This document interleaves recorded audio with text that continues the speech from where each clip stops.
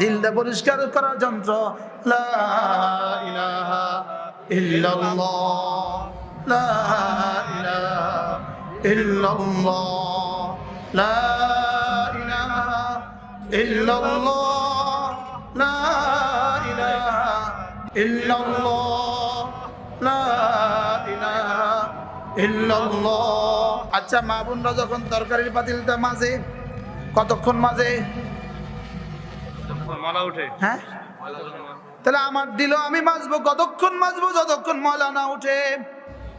এটা কতক্ষণ?